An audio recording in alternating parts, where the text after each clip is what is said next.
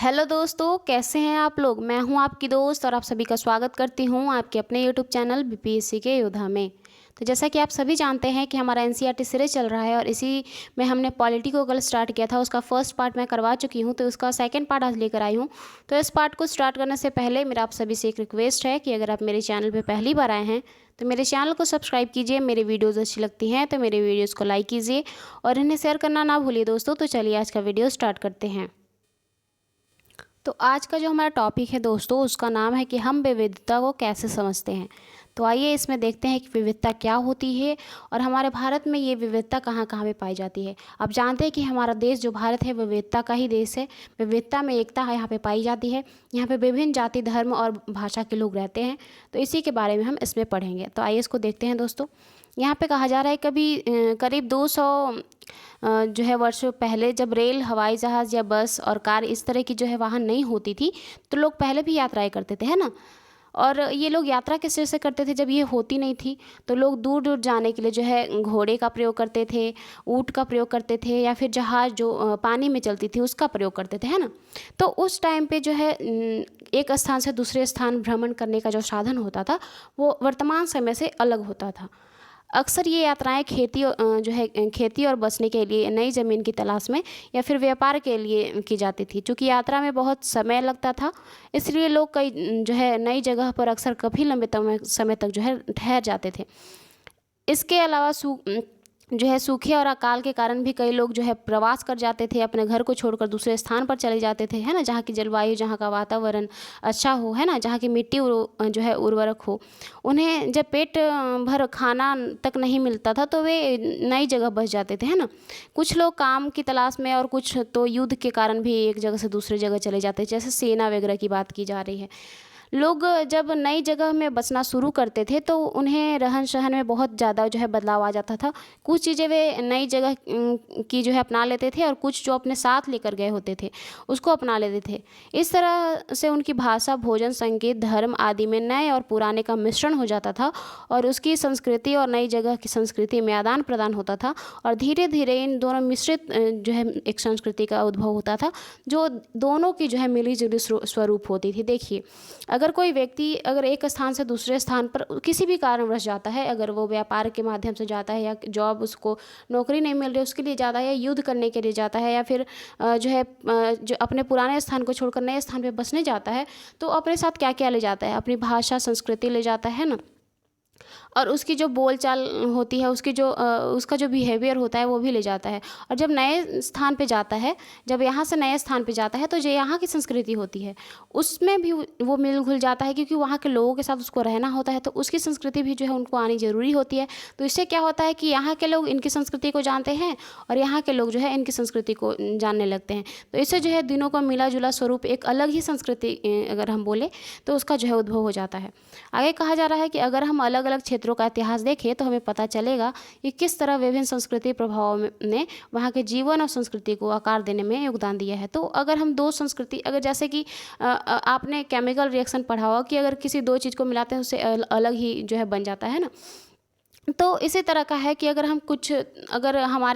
हमारी संस्कृति है और आपकी संस्कृति कुछ और है, तो अगर हम एक साथ दोनों रहेंगे तो कुछ ना कुछ जो है हम आपसे सीखेंगे और आप हमसे सीखेंगे, है ना। इस तरह से कई क्षेत्र अपने विशिष्ट इतिहास के कारण ही जो है विद्यमान है, हमारे अभी भी जाने जाते हैं। बहुत सारे ऐसी संस्कृति हैं। ठीक इसी प्रकार लोग अलग अलग तरह की भौगोलिक स्थितियों से किस प्रकार जो है सामंजस्य स्थापित करते हैं, उससे भी विविधता उत्पन्न होती है ना। उदाहरण के लिए समुद्र के पास रहने वाले और पहाड़ी इलाकों में रहने वाले दोनों के जो है रहन सहन, उनकी भाषा, उनकी बोली, उनके कपड़े, उनके खान पान, हर चीज़ में जो है अंतर होगा, है ना।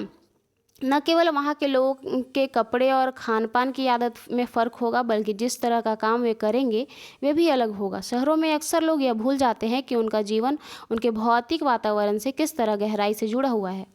ऐसे इसलिए कि शहरों में लोग विरल की अपनी जो है सब्जी और अनाज उगाते हैं। वे इन चीज़ों के लिए भी जो है बाज़ार पे निर्भर होते हैं। कुछ लोग जो जहाँ पे संसाधन होते हैं वहाँ पे वो खुद का ही उपजा लेते हैं। लेकिन अगर अधिकतर हम बात करें शहरों की, तो शहर में जो लोग रहते हैं वो अधिकतर सामान खरीद कर ही जो है खाते हैं, है ना। तो यहाँ पे ऑप्शन जो है उदाहरण दिया गया है लद्दाख का और केरल का, कि वहाँ पे जो है किस तरीके से विविधता है। क्योंकि अगर हम लद्दाख की बात करें तो जम्मू कश्मीर, ये हम अगर भारत का मैप अगर हम देखें, सॉरी दोस्तों, भारत का मैप थोड़ा उल्टा सीधा बन गया, तो ये है हमारा उत्तर भारत। तो यहाँ पे जो पहाड़ी इलाका है ना, ये पहाड़ी इलाका है। और अगर हम इधर दक्षिण भारत की बात करें, अगर पहाड़ी इलाका, यहाँ पे बर्फ़बारी बहुत ज़्यादा होती है, तो यहाँ पे जो लोग होते हैं ऊनी कपड़े पहनते हैं, मोटे मोटे कपड़े पहनते हैं ना। और यहाँ के लोग की जो है खान पान वो भी बहुत अलग होती है, क्योंकि यहाँ पे बहुत ज़्यादा ठंड होती है ना, तो उसके अनुसार होती है। और अगर दक्षिण भारत के अगर तटों की बात करें, यहाँ पे तटों की बात करें, तो अगल बगल जो आपको पता है कि यहाँ पे अरब सागर, यहाँ पे बंगाल की खाड़ी है ना, तो इसके कारण जो है यहाँ का जो टेम्परेचर होता है वो ऊपर के मुकाबले थोड़ा सा ना ज़्यादा हाई होता है ना ज़्यादा लो होता है। तो यहाँ पे उतनी ठंड भी नहीं पड़ती है। अगर आप बिहार में या फिर यहाँ पे मैदानी इलाकों में देखेंगे तो वहाँ पे जो है मौसम ज़्यादा गर्मी भी पड़ती है, बहुत ज़्यादा ठंड भी पड़ती है। लेकिन अगर तटीय भाग की बात करें, तो यहाँ पे समुद्र की वजह से जो है इतनी सारी जो है परेशानियाँ उनको नहीं झेलनी पड़ती है। हालांकि अगर मुंबई की बात करें तो वहाँ पे डेली ही वर्षा हो जाती है ना, तो वहाँ पे ना ज़्यादा ठंडी पड़ती है और ना ज़्यादा गर्मी पड़ती है, बहुत अच्छा मौसम रहता है। केरल अगर कभी जाएंगे तो आप मुंबई, केरल, ये सब जो है वहाँ के तटीय, गोवा, ये सब घूमिएगा, है ना। आगे देखते हैं दोस्तों। आगे है कि जहाँ केरल और लद्दाख की भौगोलिक स्थिति एक दूसरे से बिल्कुल अलग है, वहीं हम यह भी देखते हैं कि दोनों क्षेत्रों में जो है इतिहास देखेंगे तो इस प्रकार जो है उनकी संस्कृति में जो है एक समान ही प्रभाव दिखता है। दोनों ही क्षेत्रों को चीन और अरब से आने वाले जो व्यापारी थे उन्होंने प्रभावित किया, है ना। केरल की भौगोलिक स्थिति ने मसालों की खेती संभव बनाई, और वहीं लद्दाख की विशेषता है कि उसकी जो भौगोलिक स्थिति है उसके अनुसार वहाँ पे ऊन जो है वहाँ पे व्यापारियों को अपनी ओर खींचता है। इस तरह से पता चलता है कि किसी भी क्षेत्र के सांस्कृतिक जीवन का उसके इतिहास और भूगोल से प्राय बहुत गहरा रिश्ता होता है। तो आप यहाँ पे देख रहे हैं केरल और लद्दाख की बात की जा रही है कि जहाँ पे लद्दाख है वो ठंडा प्रदेश है, तो वहाँ पे लोग ज़्यादातर, ठंडा प्रदेश है तो वहाँ पे ऊनी वस्त्र ही हमेशा ही पहनते हैं। तो वहाँ पे इसकी जो है वहाँ पे जो है इसकी उत्कृष्टता बहुत अधिक होगी, अच्छी किस्म की होगी, है ना। और अगर हम केरल की बात करें तो मसालों के लिए जाना जाता है हमारा केरल। वहाँ पे आपको पता है कि यूरोपीय जो आए थे, वास्को डी गामा आया था यहाँ से, जो है मसाला जो है ले गया था, उससे कितना ज़्यादा उसको व्यापार हुआ, तो उससे बहुत सारी जो है यूरोपीय शक्ति जो है भारत की ओर आकर्षित हुई। तो ये सब कारण है। अगर संस्कृति का प्रभाव केवल बीते हुए काल की ही बात नहीं है, हमारे वर्तमान जीवन का आधार ही काम के लिए एक जगह से दूसरी जगह जाना है। हर एक कदम के साथ हमारे सांस्कृतिक रीति रिवाज और जीने का जो है तरीका जो है धीरे धीरे उस नए क्षेत्र का हिस्सा बन जाता है जहाँ हम रहते हैं, है ना। ठीक इसी तरह अपने पड़ोस में हम अलग अलग समुदाय के लोगों के साथ रहते हैं। अपने रोज़मर्रा के जीवन में हम मिलजुल कर काम करते हैं और एक दूसरे के रीति रिवाजों और परंपराओं में घुल मिल जाते हैं। अगर आप कहीं शहर में रहते होंगे या कहीं ऐसा एरिया जहाँ पे थोड़ा सा शहरी टाइप का है, तो वहाँ पे देखेंगे कि आपको अगल बगल ही एक ही गली में बहुत सारे ऐसे जो है जाति धर्म के लोग मिलेंगे जो आपसे बहुत अलग होंगे। जैसे कोई पंजाबी होगा तो कोई सिख होगा, तो कोई बिहारी होगा, तो कोई राजस्थानी होगा। उनका हर जो है अलग अलग, हर तरीका जो है अलग, उनका हर चीज़ अलग, बोल चाल जो है भाषा उनकी अलग होती है। उन जो है अगर वो किसी से आपसे अगर घुल मिल जाते हैं तो आप उनकी संस्कृति को सीख लेते हैं, और वो जो आपसे आपकी संस्कृति को सीख लेते हैं। आप उनके त्यौहार में जो है खुश होने के लिए सम्मिलित हो जाते हैं और वो हम आपके त्यौहार में हो जाते हैं ना। तो इस तरह का जो है एक अच्छा जो है समन्वय दोनों के बीच स्थापित हो जाता है ना। अगला जो हमारा टॉपिक है दोस्तों, विविधता में एकता। जो भारत की सबसे बड़ी विशेषता अगर हम देखें तो विविधता में एकता ही है, क्योंकि भारत एक बहुत ज़्यादा विविधता, जाति धर्म भाषा के आधार पर यहाँ पे बहुत सारी विविधता है, फिर भी लोग एक साथ रहते हैं। इसका कारण है कि विविधता तो है लेकिन इसके साथ बहुत एकता भी है, जो कि भारत को कभी जो है भारत के लोगों को एक दूसरे से अलग नहीं होने देगी, है ना। इतना बड़ा जो है विविधता वाला देश अभी भी संगठित है, तो इसका जो मूल कारण हम बोले वो एकता ही हो सकती है। आइए देखते हैं इसको। भारत की विविधता या अनेकता को उसकी ताकत का स्रोत माना गया है। जब अंग्रेज़ों का भारत पर राज था तो विभिन्न धर्म, भाषा और क्षेत्र की महिलाओं और पुरुषों ने अंग्रेज़ों के खिलाफ मिलकर लड़ाइयाँ लड़ी थी, है ना। भारत के स्वतंत्रता संग्राम में अलग अलग परिवेश के लोग शामिल थे। उन्होंने एकजुट होकर आंदोलन किया इकट्ठे जेल गए और अंग्रेज़ों को अलग अलग तरीके से विरोध किया। अंग्रेज़ों ने सोचा था कि भारत में चूँकि इतनी जो है विविधता है, तो वहाँ पे आसानी से फूट डाल ली जा सकती है, और फूट डालने के बाद हम आसानी से जो है राज करेंगे, क्योंकि उनमें काफ़ी जो है विभिन्नताएँ हैं, और इस तरह उनका जो है राज चलेगा। मगर लोगों ने दिखला दिया कि वे एक दूसरे के चाहे कितने भी अलग हों, लेकिन अंग्रेज़ों के खिलाफ़ अगर लड़ाई लड़ी जा रही है तो उनमें सभी जो है एकजुट हो जाएंगे। तो विविधता में जो है एकता, अंग्रेज़ों ने इसका बहुत ज़्यादा फ़ायदा उठाया। फूट डालो और राज करो की नीति के तहत अंग्रेज अगर टिके तो उनका बस एक ही जो है नीति था। वो जानते थे कि भारत में इतने ज़्यादा धर्म है, इतने ज़्यादा संस्कृति, इतने ज़्यादा अलग अलग तरीके के लोग हैं, जो कि कभी ना कभी तो भड़केंगे ही, है ना। और इसी का फ़ायदा उठा के अंग्रेज जाते जाते रह गए, और जो है कुछ लोगों को अपनी तरफ मिला लिया करते थे। तो कुछ समय अगर ज़्यादा रहे तो एक कारण ये भी था, है ना। यहाँ पे एक गीत लिखी गई है, दिन खून के हमारे, इसका शीर्षक है। तो ये जालियांवाला बाग हत्याकांड जब हुआ था उसके बाद जो है इस गीत को लिखा गया था। आप अगर आपके पास बुक होगी तो आप इसको पढ़िएगा घर पे। आइए आगे बढ़ते हैं। यह गीत जो है अमृतसर में जालियांवाला बाग हत्याकांड के बाद गाया गया था। कौन से? दिन खून के हमारे, है ना।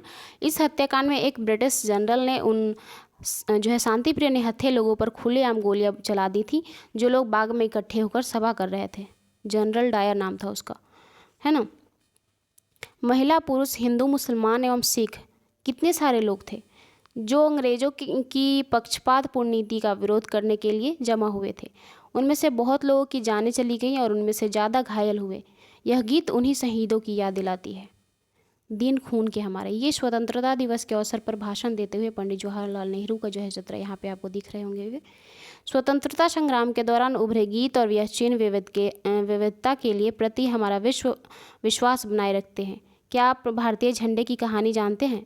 स्वतंत्रता संग्राम के दौरान ही भारत के झंडे की परिकल्पना की गई थी, और इसी झंडे को जो है दिखाया गया था। अंग्रेज़ों के खिलाफ जो है जब विरोध होता था तो इसी झंडे को दिखाया गया था। जवाहरलाल नेहरू ने अपने किताब भारत की खोज में कहा कि भारतीय एकता कोई बाहर से थोपी गई चीज़ नहीं है, बल्कि यह बहुत ही गहरी है, जिसके अंदर अलग अलग तरह के विश्वास और प्रार्थनाओं को स्वीकार करने की भावना है। इसमें विविधता को पहचाना और प्रोत्साहन किया जा सकता है। यह नेहरू जी थे जिन्होंने भारत की विविधता का वर्णन करते हुए अनेकता में एकता का जो है विचार दिया। और आप सभी को पता ही है कि जो है रविंद्रनाथ टैगोर द्वारा जो हमारे राष्ट्रगान को गाया गया था। तो ये जब अंग्रेज़ों के खिलाफ भारत में संघर्ष हो रहा था, तो उस टाइम जो हमारा झंडा तिरंगा जो भी है उसको जो है दिखाकर अंग्रेज़ों को जो है विरोध किया जाता था।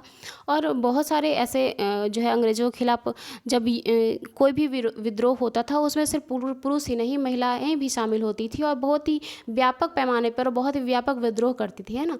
तो अंग्रेज़ों को हमेशा ही जो है उनके जो सोच के अनुसार से उनको गलत जवाब मिलता था। वो सोचते थे कि यहाँ पे बहुत ज़्यादा विविधता है, हम इसका जो है खंड खंड तोड़ देंगे, लेकिन ऐसा कुछ हुआ नहीं।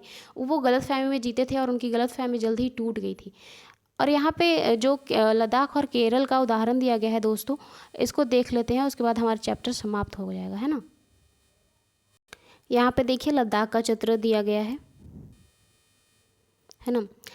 लद्दाख तो व्यापार के लिए एक अच्छा जो है रास्ता माना जाएगा, क्योंकि यहाँ कई घाटियाँ हैं जिसमें गुजरकर जो है मध्य एशिया के काफ़िले उस इलाके में पहुँचते थे जिसे आज जो है तिब्बत कहा जाता है। तिब्बत जिस पे जो है चीन का अधिकार है। ये काफ़िले अपने साथ मसाले, कच्चे रेशम, दरिया और जो है आदि लेकर चलते थे। लद्दाख के रास्ते ही बौद्ध धर्म तिब्बत पहुँचा था। लद्दाख को छोटा तिब्बत भी कहा जाता है। इसको ये याद रखिएगा, क्योंकि एनसीईआरटी की लाइन है ना, इसको कभी भी उठाकर डाल दिया जाएगा क्वेश्चन में। करीब 400 साल पहले यहाँ पर लोगों का जो है इस्लाम धर्म से परिचय हुआ, लेकिन अगर अभी देखें तो वहाँ पे अच्छी खासी जनसंख्या है मुसलमानों की, है ना। लद्दाख में गानों और कविताओं का बहुत ही समृद्ध मौखिक संग्रह है। तिब्बत का ग्रंथ केसर शगा लद्दाख में काफ़ी प्रचलित है। उसके स्थानीय रूप को मुसलमान और जो है बौद्ध दोनों ही लोग गाते हैं, और उस पर नाटक खेलते हैं। जैसे कि हमारे बिहार में भी जो है ड्रामा होता है, दशहरे में होता है, या फिर दिवाली में भी देखेंगे तो बहुत जगहों पे खेला जाता है। उसमें जो है रामलीला, कृष्ण लीला, ऐसी जो है नाटक की जाती हैं। लेकिन हर जगह की संस्कृति अलग अलग होती है ना, वो भी तो किसी तरह से त्योहारों में खुशियाँ मनाते होंगे, तो उनका भी जो है अलग तरीका होता है। तो विविधता ही पढ़ रहे हैं हम, तो देखिए किस तरीके से यहाँ पे जो है की जाती है। यहाँ पे फिर उसके बाद देखिए कि लद्दाख जम्मू और कश्मीर की पूर्व से पहाड़ियों में बसा एक रेगिस्तान इलाका है। लद्दाख वर्तमान में एक केंद्र शासित प्रदेश बन गया है ना। यहाँ पर बहुत ही कम खेती संभव है क्योंकि इस क्षेत्र में बारिश बिल्कुल भी नहीं होती है। तो जहाँ पे बारिश नहीं होगी, खेती के लिए जो मेन फैक्टर होता है वो बारिश, वहाँ की जलवायु, वहाँ का जो मिट्टी है ना, तो एक तो वहाँ पे बारिश नहीं होती है, दूसरा वो पहाड़ी इलाका है और वहाँ पे बालू वगैरह की जो है अधिकता होती है, तो इस वजह से वहाँ पे खेती करना जो है संभव नहीं है। और एक ये भी कारण है कि ये इलाका जो है काफ़ी समय तक जो है बर्फ़ से ढका रहता है और इस क्षेत्र में बहुत ही कम पेड़ उग पाते हैं। पीने के पानी के लिए लोग गर्मी के महीने में पिघलने वाली बर्फ़ों पर निर्भर रहते हैं। बताइए, यहाँ की स्थिति जो है कि ये है कि यहाँ पे जो है पानी जो है पीने के लिए, वो भी ये लोग बर्फ़ पे आश्रित रहते हैं कि वो बर्फ़ पिघलेगी, है ना। तो सिंचाई भी तो आवश्यक होती है ना कृषि में। अगर बारिश की जो है कमी है तो फिर कहाँ से होगी वहाँ पे। यहाँ के लोग एक ख़ास किस्म की बकरी पालते हैं जिससे एक पश्मीना शॉल, आपने इस नाम सुना होगा, ये उससे ऊन निकलती है। उनकी कीमत बहुत ही ये महंगी ऊन होती है और लद्दाख के लोग बड़ी सावधानी से इस ऊन को इकट्ठा करते हैं और कश्मीर के व्यापारियों को बेच देते हैं। ये ऊन तो लद्दाख से प्राप्त होता है क्योंकि ये इस किस्म की बकरियों का जो है पालन लद्दाख में ही मुख्य रूप से होता है, लेकिन इसका जो निर्माण होता है, इसका जो बुनाई होती है ना, वो कश्मीर में की जाती है। इसको याद रखिएगा। यहाँ के लोग दूध से बने पदार्थ जैसे कि मक्खन, चीज़ या फिर जो है मांस भी खाते हैं क्योंकि ठंडा इलाका है, तो वहाँ पे यही सब खा सकते हैं क्योंकि वहाँ पे रेगिस्तानी पहाड़ी इलाका भी है ना। रेगिस्तान होने का मतलब ये नहीं है कि यहाँ पे व्यापारी आकर्षित नहीं होते हैं। ज़रूरी नहीं है कि जहाँ पे अच्छी खासी फैक्ट्रियाँ होंगी, उद्योग होंगे, वहाँ पे जो है वहाँ की कृषि अच्छी होगी, वहीं पे लोग आकर्षित होंगे। कुछ है ऐसे भी जो इम्पोर्टेंट चीज़ें होती हैं वो मिलती हैं यहाँ पे, जिसकी वजह से जो है व्यापारी इस ओर बहुत ज़्यादा आकर्षित होते हैं। यहाँ पे पश्मीना शॉल बुनती औरतें यहाँ पे दिखाया गया है किस तरीके से जो है हाथ से ही इसको जो है बुना जाता है ना। अब अगला जो हम विशेषता देखें, आपने तो ये लद्दाख की विशेषता देखी क्योंकि ये चूँकि उत्तर भारत में जो है एक तो बर्फ़बारी वाले इलाके में होता है ये, और लद्दाख है, और दूसरा ये कि वहाँ पे पहाड़ी इलाका है, ऊपर से जो है बालू भी थोड़ा बहुत वहाँ पे अधिकता है। वहाँ पे जो है वहाँ की मिट्टी उपजाऊ नहीं है, जिसके कारण वहाँ पे खेती नहीं की जा सकती। लेकिन और भी जो है आजीविका के साधन वहाँ पे मौजूद हैं क्योंकि जहाँ पे लोग रहते हैं, अगर वहाँ पे खेती नहीं होती है तो लोग कुछ ना कुछ करके वहाँ पे कुछ और ऐसी चीज़ विकसित कर लेते हैं जिससे उनकी आजीविका चलती रहती है ना। तो अगला जो हमारा देखना है विशेषता हम देखेंगे वो है केरल की। केरल भारत के दक्षिण पश्चिम कोने में बसा हुआ राज्य है। यह एक तरफ से समुद्र से घिरा हुआ है और दूसरी तरफ से पहाड़ियों से, है ना। इन पहाड़ियों पर विविध प्रकार के मसाले जैसे काले मिर्च, लौंग, इलायची आदि उगाए जाते हैं। इन मसालों के कारण यह क्षेत्र व्यापारियों के लिए जो है आकर्षक का केंद्र बना हुआ है।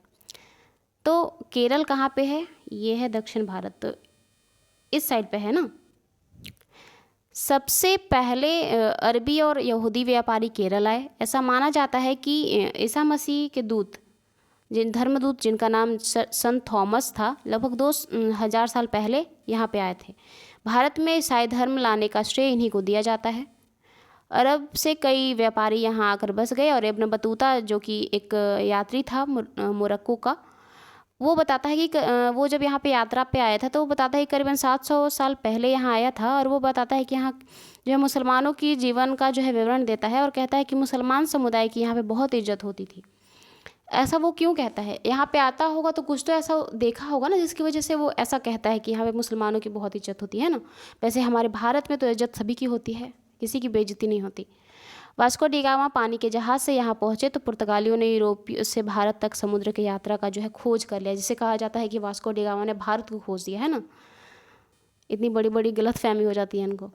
इन सभी ऐतिहासिक प्रभावों के कारण केरल के लोग विभिन्न धर्मों का पालन करते हैं। इनमें यहूदी, इस्लाम, ईसाई, हिंदू और बौद्ध धर्म शामिल हैं। चीन के व्यापारी भी केरल आए। यहाँ पर मछली पकड़ने के लिए जो जाल का इस्तेमाल किया जाता था वो हूबहू जो है चीन के जाल से मैच करता था, है ना। उन्हें चीना वाला कहते थे। और तलने के लिए जिस बर्तन का इस्तेमाल करते थे ये लोग, उसको चीना चट्टी कहते थे, है ना।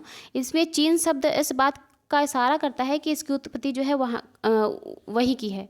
केरल की उपजाऊ ज़मीन और जलवायु चावल की खेती के लिए बहुत उपयुक्त है और यहाँ के लोग अधिकतर जो है मछली, सब्जी और चावल खाते हैं। देखिए यहाँ जो कि जो है मछली भी अच्छी जो है यहाँ पे अच्छी खासी होती है। तो जिस एरिया में जिस चीज़ की ज़्यादा जो है उत्पादन होगा, लोग वहाँ जो है उसके लिए ज़्यादा, अगर आसानी से मिलने वाला चीज़ बोले तो वही है, तो लोग उसी को ना ज़्यादा पसंद करेंगे, है ना। अब जो अच्छे खासे जो समृद्ध लोग हैं वो तो कुछ भी खरीद के खा लेंगे, लेकिन अगर हम जो ऐसे लोग जिनके लिए ये सब खरीदना उतना जो है सिंपल नहीं होता है, तो वो लोग उसी चीज़ को खाएंगे जो यहाँ पे मिलती है। तो इस तरीके से जो है यहाँ का जो अगर हम बोले कि पसंदीदा, तो वो लोग मछली, चावल, ये सब। यहाँ पे एक चित्र दिया गया है, एक केरल में एक त्यौहार मनाया जाता है जिसको ओणम कहते हैं ना, उसमें नाव प्रतियोगिता होती है। यहाँ पे इसको चित्र दिखाया गया और यहाँ पे देखिए इसका किस तरीके का जाल होता है यहाँ पे मछली पकड़ने के लिए, दिख रहा है आपको। तो आज का जो चैप्टर है हमारा यहीं पे समाप्त होता है और मिलते हैं नेक्स्ट वीडियो में नेक्स्ट चैप्टर के साथ। तब तक आप वीडियो देखिए, पढ़िए, है ना। और हमारे वीडियो को एंड तक देखने के लिए थैंक यू सो मच। मिलते हैं नेक्स्ट वीडियो में। Bye, take care.